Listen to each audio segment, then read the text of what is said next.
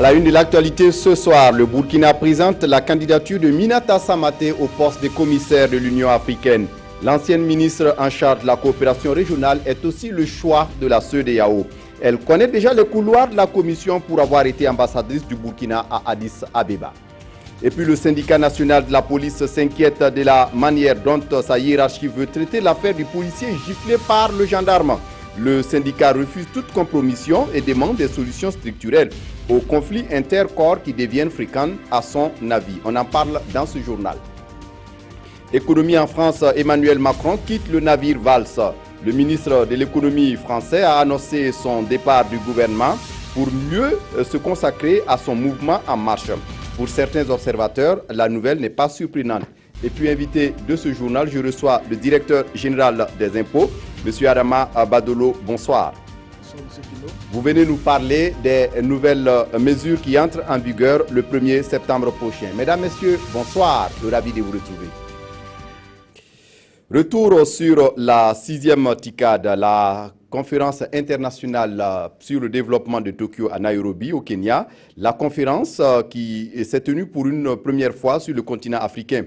En marge de cette rencontre au sommet, le président du Faso a échangé avec des investisseurs japonais. À l'occasion, Rochma Christian Kaboré a appelé à un investissement structurant au Burkina.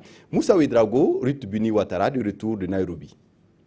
Avec le groupe d'amitié parlementaire Japon-Union africaine, il a surtout été question des intérêts communs aux deux pays à travers la coopération entre parlements.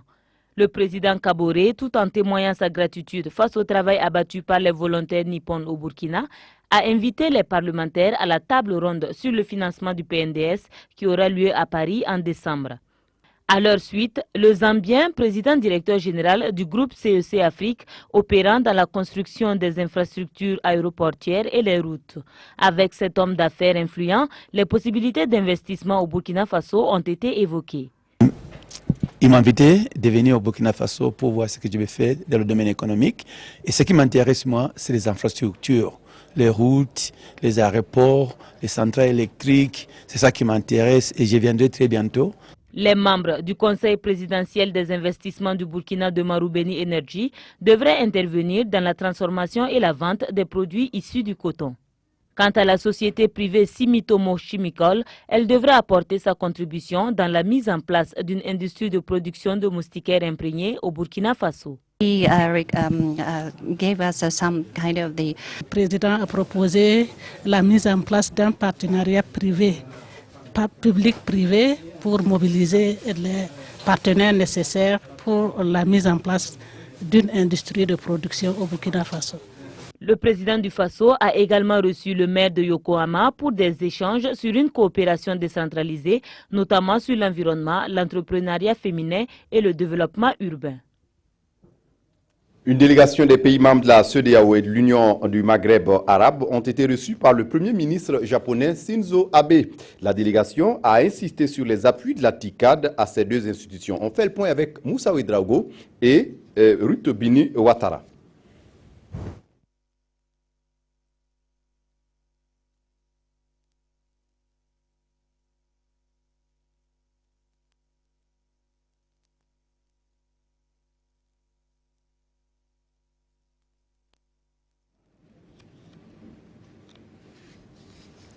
Merci à la régie pour ces images. Toujours dans une logique de diplomatie active, je vous le disais en titre, le Burkina Faso cherche des appuis pour soutenir fortement la candidature de l'ancienne ministre de la coopération Minata Samaté au poste de commissaire de l'Union africaine. Madame Samaté veut en effet briguer le poste de commissaire aux affaires politiques de la Commission. Ce matin, le ministère en charge des affaires étrangères l'a présenté à la presse. Nathalie Kaouré. La candidate burkinabé de la CEDEAO au poste de commissaire aux affaires politiques de l'Union africaine. Et c'est grâce à ses nombreuses expériences et qualifications professionnelles que Minata Samaté Sessouma a été retenue. La candidate pour le Burkina au poste de commission aux affaires politiques a été retenue. Il s'agit de Mme Minata Samaté Sessouma, que vous connaissez tous, ancienne ministre de la coopération régionale, qui a été également ambassadeur à Addis Abeba, qui a été également responsable d'un programme des Nations Unies pour le Darfour. Comme tout candidat, Minata Samaté Sessouma se prépare pour affronter ses concurrents aux élections prévues les 30 et 31 janvier 2017 à Addis Abeba en Éthiopie. La CEDEAO a entériné la candidature du Burkina Faso et celle d'autres candidats. La liste sera transmise à la Commission de l'Union africaine pour la publication définitive de la liste des candidats. Ancienne ministre en charge de la coopération régionale, Minata Samaté Sessouma fut ambassadeur du Burkina Faso en Éthiopie. Entre autres expériences, elle a été la présidente du comité sur la réforme des structures de l'Union africaine et récemment directrice du bureau conjoint de l'Organisation des Nations Unies et l'Union africaine. Les nouvelles taxes du Burkina entrent en vigueur ce 1er septembre. Il s'agit des taxes sur les jeux du hasard, l'importation de véhicules d'occasion, la bière, l'alcool ou les propriétés bâties et non bâties. À l'est du Burkina Faso, la direction régionale des impôts était en offensive de charme ce week-end face aux populations de la région. Il s'agissait d'expliquer ces nouvelles mesures. Mamadou Ba, sur place à Faran Gourma. Les nouvelles mesures fiscales de la loi de finances rectificative numéro 2 expliquées aux populations du Goulmou. À travers cette conférence publique, la Direction régionale des impôts de l'Est entend sensibiliser les contribuables pour une adhésion effective à ces différentes taxes. Il s'agit d'abord de l'institution ou bien de l'imposition autour de 10% pour les véhicules de 5% pour les véhicules de tourisme dont la puissance est égale ou supérieure à 13 chevaux, l'institution sur de l'impôt ou bien de la taxe sur les propriétés bâties et non bâties. Les deux autres mesures, ici il s'agit d'un élargissement de l'assiette. Ces échanges ont permis aux participants de comprendre les tenants et les aboutissants de ces nouvelles mesures. La première chose en tant que maire, c'est de duplicater l'information que nous avons eue ici, surtout qu'il est question de contribution. Il faut d'abord que les contribuables soient informés de la nature donc, des impôts. Donc la première tâche est de donner l'information à la population. Je souhaiterais en tout cas qu'on puisse élargir, qu'on puisse trouver d'autres cadres pour que l'information puisse passer. Selon les conférenciers, plus de 75% de certaines taxes vont au développement local, d'où l'implication des élus locaux. On en vient à présent à notre invité de ce journal. Je le disais tantôt, c'est le directeur général des impôts, M. Adama Abadolo. Rebonsoir. Bonsoir, M. Kindo. Et merci de venir répondre à nos questions. Ce 1er septembre, les nouvelles mesures entrent en vigueur. Comment se passe le remplissage avec les formulaires et pour s'acquitter de ces taxes? En tout cas, merci beaucoup, M. Kindo, de l'occasion que vous nous donnez pour parler de ces nouvelles taxes. Il s'agit en particulier de la contribution foncière, de la taxe sur les propriétés bâties ou non bâties, que les populations vont devoir effectivement souscrire elles-mêmes et payer l'impôt. Les imprimés des déclarations sont disponibles déjà dans les services des impôts sur l'ensemble du territoire, Kawaga, Bobo et partout sur l'ensemble du territoire. Les imprimés sont également disponibles sur le site web de la Direction générale des impôts, www.impôts avec S à la fin, gov.gov.bf, également sur le site web du ministère de l'économie, des finances et du développement, www.finance.gov.bf. Donc les populations sont invitées à soit récupérer les imprimés au niveau de nos services, soit les télécharger, les remplir et se présenter à nos services pour les déposer et payer l'impôt qui va avec. Pour les 3 autres taxes, ce sont les entreprises qui vont les déclarer et les entreprises effectivement sont habituées aux déclarations fiscales. Donc il n'y a pas de problème particulier à ce niveau. On nous a dit qu'à terme, ces nouvelles taxes vont générer environ 8 milliards de francs CFA de recettes. Et comment cela va se passer? Quelle est certainement la clé des répartiteurs? Qui va en bénéficier? Donc effectivement, nous avons estimé les recettes additionnelles liées à ces nouvelles mesures à 8 milliards par an. Pour les 3 taxes, notamment le relèvement de la taxe sur la bière, les retenues à la source sur les jeux des hasards et la taxe à l'importation sur les véhicules. Pour ces 3 mesures-là, les recettes attendues profitent entièrement au budget de l'État central. Par contre, pour la contribution foncière, taxe sur les propriétés bâties et non bâties, les recettes vont profiter au budget des collectivités locales. Pour les 3 premières mesures, nous les estimons à 6 milliards. Pour les recettes au profit des collectivités locales, c'est environ 2 milliards par an. Donc ces recettes-là seront réparties à hauteur de 75% pour les budgets des communes et 15% pour les budgets des régions. Il y a 10% qui restent et qui vont servir à alimenter un fonds spécial qui s'appelle donc cadastre fiscal pour justement continuer à asseoir et à renforcer ce système d'imposition. Et donc tout Burkinabé est astreint à cette...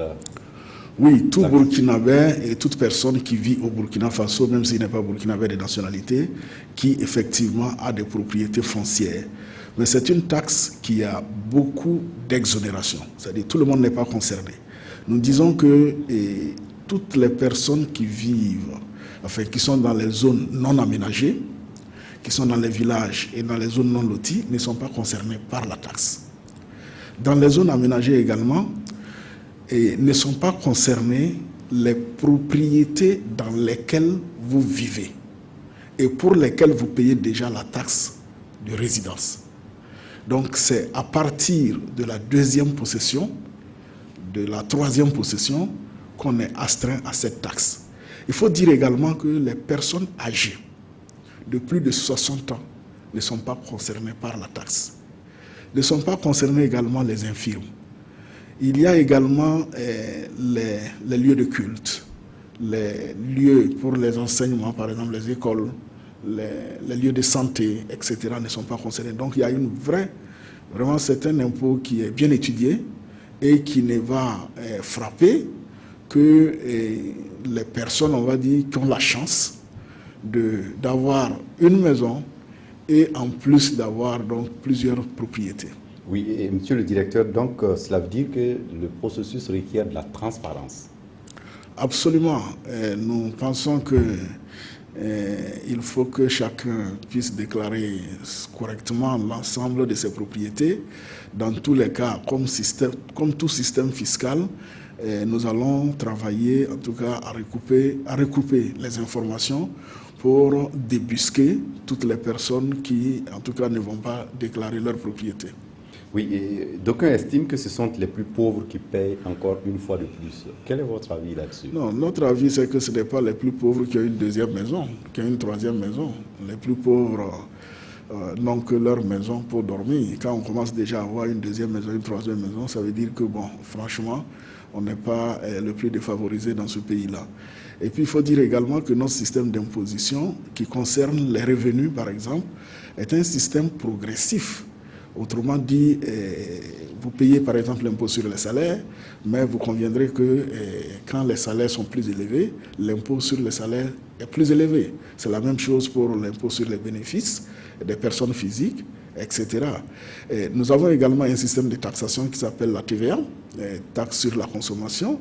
Vous noterez que pour l'ensemble des produits de grande consommation, en général, c'est exonéré. Donc il faut que vous rentrez dans un certain nombre de produits qui ne sont pas indispensables, en tout cas pour vivre, pour qu'on commence à parler de la taxe sur la consommation. Oui, et pourquoi pas l'instauration d'un impôt sur le revenu comme le préconise la Coalition nationale de lutte contre la vie chère? Il faut aller progressivement de notre point de vue. C'est peut-être un jour, effectivement, on va commencer à instituer un impôt sur le revenu. Mais je pense que déjà, si nous imposons correctement le revenu, et donc, plus les revenus sont élevés, plus les impôts sur le revenu seront élevés. Si nous imposons correctement le capital, je dois préciser d'ailleurs que le fait d'instituer un impôt sur les propriétés bâties et non bâties est, de mon point de vue, un début d'imposition de la fortune. Parce que ce n'est pas tout le monde qui a ce privilège-là. Donc, si véritablement avec le système progressif que nous avons, les plus gros revenus, donc les plus grosses fortunes, sont d'une certaine façon imposées. Peut-être qu'un jour, effectivement, on va en arriver là, mais nous pensons qu'il y a une étape, une première étape avant d'arriver à cette étape-là, c'est d'abord de réussir à cerner tous les revenus. Donc, de commencer par instituer un impôt général sur le revenu des personnes physiques, que tout Burkinabé déclare ses revenus quels qu'ils soient, que ce soit le salaire, que ce soit au PMUB, que ce soit un héritage, que ce soit quel qu'il soit, vous commencez par le déclarer. Et on va imposer ces revenus-là. Et puis, peut-être qu'effectivement, on va se rendre compte qu'il y a des revenus qui sont des fortunes.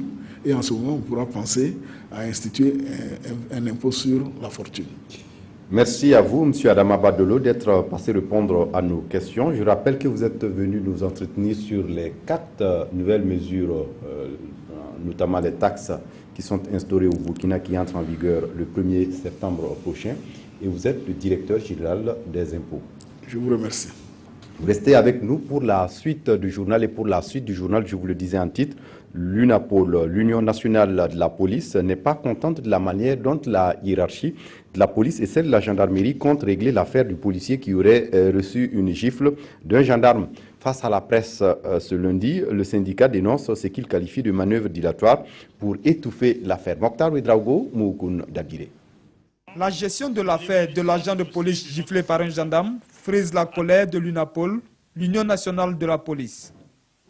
Dans un article publié dans le journal en ligne Burkina 24, le directeur général de la police nationale affirmait avoir contacté la hiérarchie de la gendarmerie pour gérer la situation au sommet des 2 institutions. Une méthode que l'UNAPOL juge humiliante et dégradante vis-à-vis de la police. Pour le syndicat, il est temps qu'une solution structurelle soit trouvée pour la résolution de tout conflit qui oppose un agent de police à tout autre agent des forces de l'ordre et de sécurité, lesquels d'ailleurs deviennent légion, s'indigne le syndicat. Pour nos 2 hiérarchies, gérer, c'est obliger le policier victime de coups et d'actes d'humiliation à se rendre bon gré mal gré à l'état-major de la gendarmerie afin que le gendarme, auteur de l'exaction, lui présente des excuses laconiques et qu'on oblige le policier victime à accepter ses excuses sans qu'aucune sanction ne soit prise à l'encontre de son bourreau, sans verser dans la provocation. Nous disons qu'avec le nouveau régime démocratique que le peuple burkinabé a acquis de haute lutte, la police nationale n'a vraiment plus besoin de gestionnaires du genre, mais plutôt de managers qui se préoccupent de la cohésion avec les autres forces de la nation sans fouler aux pieds l'honneur des policiers. Pour l'UNAPOL, force doit rester à la loi. Et à cet effet, le syndicat dit avoir saisi la justice pour le cas de l'agent de police Oumar Zongo, renversé par un véhicule. L'UNAPOL déplore également sa non prise en compte dans les commissions d'affectation des agents de police, comme le prévoit le texte. Sur la question des policiers radiés suite à la mutinerie de 2011, le syndicat demande l'indulgence du chef de l'État pour leur réintégration dans les rangs de la police nationale. Et puis cet appel à la vigilance de la gendarmerie nationale au Burkina, des individus très actifs sur Facebook s'illustrent comme de vrais prédateurs sur des enfants et des mineurs dans notre pays, indique la gendarmerie sur sa page Facebook. Qu'est-ce qui fonde ce constat? La menace est-elle sérieuse? On en parle avec Issa Kafando et Oumar Zombri. Facebook, WhatsApp, Imo et autres réseaux sociaux, des terrains de chasse pour des prédateurs de filles ou garçons impubères. Ces prédateurs sans vergogne utilisent ces sites pour appâter les mineurs, très souvent non avertis des dangers de la toile. Et pour ce faire, ces pédophiles ont vraisemblablement le même modus operandi. Le mode opératoire est très simple. Ça veut dire qu'on repère des jeunes sur Facebook. Il se trouve que sur ce réseau social, les gens sont généralement par groupe. Donc ce qui se passe, c'est qu'on invite quelqu'un, souvent sur la base de la photo, et on attend que la personne accepte l'invitation. Les enfants qui sont assez naïfs ont l'impression qu'il peut avoir obtenir quelque chose de cette relation apparemment innocente. Et des cadeaux arrivent, ça peut être de l'argent, on peut envoyer de l'argent. Avec les nouveaux moyens d'envoi d'argent, on n'a pas besoin de se connaître, mais on donne le numéro de téléphone. Les pédophiles sont de différentes nationalités et peuvent être aussi bien des hommes que des femmes, des personnes qui jouissent d'un certain luxe. Mais de plus en plus, on note la présence de prédateurs burkinabés sur Facebook et autres réseaux sociaux. L'appel que nous avons lancé, c'est de dire aux parents de faire très attention. D'abord, les parents de faire très attention à l'usage de Facebook. Un enfant, lorsque votre enfant est sur Facebook, il faut que vous soyez au courant qu'il est sur Facebook. Sur Facebook, il faut vérifier sa liste d'amis. Il n'est pas normal que vos enfants aient des amis que vous ne connaissez pas sur Facebook. Si c'est le cas, vous devez chercher à savoir qui ils sont. Demandez-leur qui ils sont. Et si vous n'êtes pas sûr de cette relation, bloquez la personne. Et les jeunes aussi, c'est de faire attention à tous ceux qui les invitent sur Facebook. Assurez-vous que vous connaissez ces gens. Quand quelqu'un vous invite sur Facebook, quand vous ne le connaissez pas, faites attention. Cherchez à savoir qui est cette personne, quelles sont ses intentions. Il ne faut jamais donner son numéro de téléphone à un inconnu sur Facebook. Il ne faut jamais donner son adresse sur Facebook. Ne jamais donner le nom de son école. Depuis la création de sa page Facebook, la gendarmerie nationale enregistre des plaintes de détournement de mineurs. Et à la question de savoir s'il y aurait des personnes dans son collimateur, le capitaine Yé ne nous en dira pas plus. Seul l'aboutissement des enquêtes déjà lancées nous en situera davantage. Cette information triste que nous venons d'apprendre de la direction de communication de la gendarmerie nationale, un gendarme en service à l'escadron de sécurité et d'intervention de la gendarmerie, affecté à la sécurité du Premier ministère, a trouvé la mort suite à un accident avec son arme à son domicile ce mardi en fin de matinée. La direction précise qu'une enquête a été ouverte pour élucider les circonstances de ce drame. Un mot de politique. Dans ce journal, l'Alliance pour le progrès et la liberté a tenu son congrès ordinaire ce dimanche 28 août à Ouagadougou. À l'occasion, les militants du parti ont dressé un bilan sans complaisance de la gestion du pouvoir actuel au Burkina. Oumou Sissé. L'Alliance pour le progrès et la liberté souhaite partager sa vision pour une meilleure gestion du Burkina et répondre ainsi aux préoccupations des populations. À son congrès ordinaire, l'APL touche du doigt des difficultés telles que l'insécurité et l'incivisme grandissant. Et le parti entend y faire face. Notre parti est un ancien parti. Nous avons des conseils quand même à donner au régime actuel, à la situation actuelle. Nous avons notre mot à dire. Notre mot, c'est vraiment tout faire pour qu'il y ait la sécurité au Burkina. Premièrement, il faut qu'il y ait le pardon. Le pardon, la tolérance, pour qu'il y ait la réconciliation. L'APL face aux défis actuels, c'est le thème de ce congrès ordinaire de l'Alliance pour le progrès et la liberté.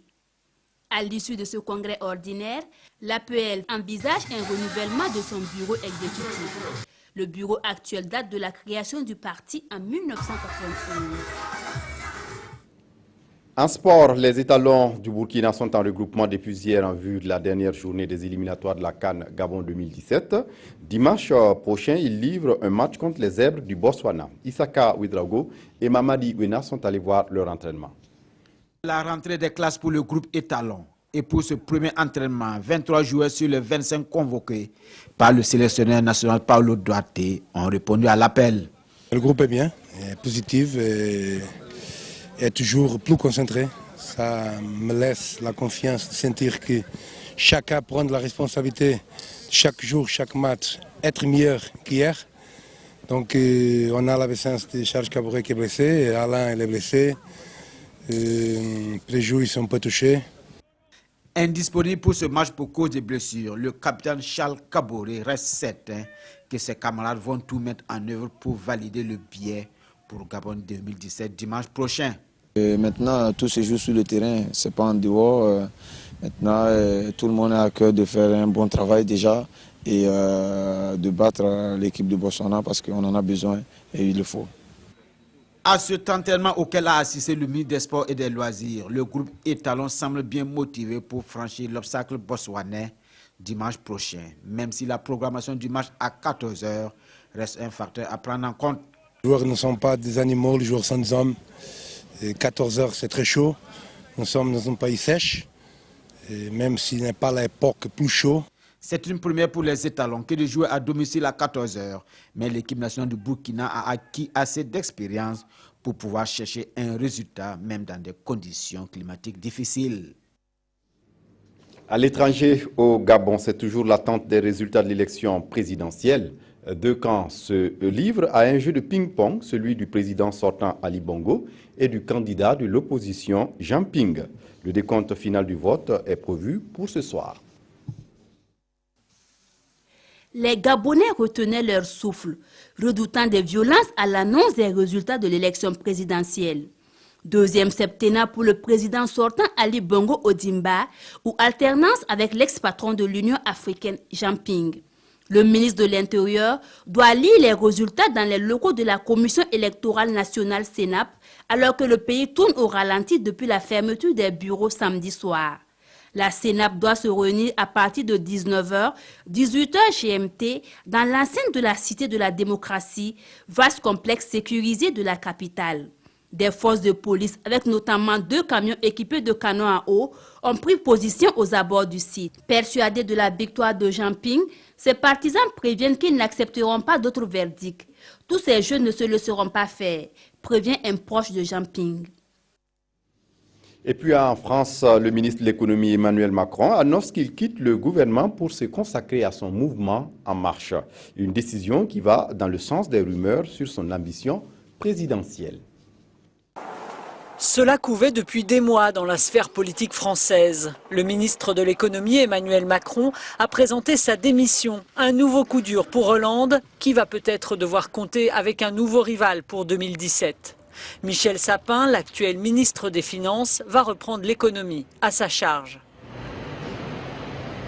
De toute façon, qu'il y ait Macron ou pas, je pense que Hollande doit se sentir menacé parce que son bilan, il n'est pas franchement glorieux. Je pense qu'il y a beaucoup plus de solutions qui peuvent être offertes par Emmanuel Macron parce qu'il est beaucoup plus économiste que n'importe quel président. Et il n'est pas que de gauche, il n'est pas de droite non plus, il est un peu entre les deux et c'est pour ça qu'on peut peut-être éventuellement trouver une solution si ça devient un candidat. Parmi les ministres les plus appréciés de l'opinion, Emmanuel Macron, 38 ans, agaçait ses pairs depuis plusieurs mois entre le lancement de son mouvement En Marche et ses déclarations tapageuses. Après 2 ans à Bercy, il marchera peut-être maintenant vers l'élection présidentielle de 2017. On referme ce journal avec la revue de presse des quotidiens ce mardi. Les journaux nous sont lus par Evelyne Dabiré. Les quotidiens de ce jour rapportent le point de presse du président Roch-Marc Christian Kaboré dès son retour de Nairobi où il a pris part à la conférence internationale de Tokyo avec l'Afrique.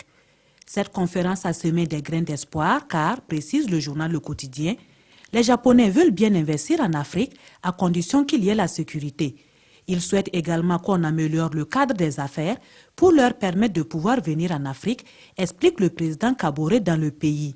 D'autres propositions ont été faites afin d'ouvrir le marché japonais, conclut-il dans ses doyens.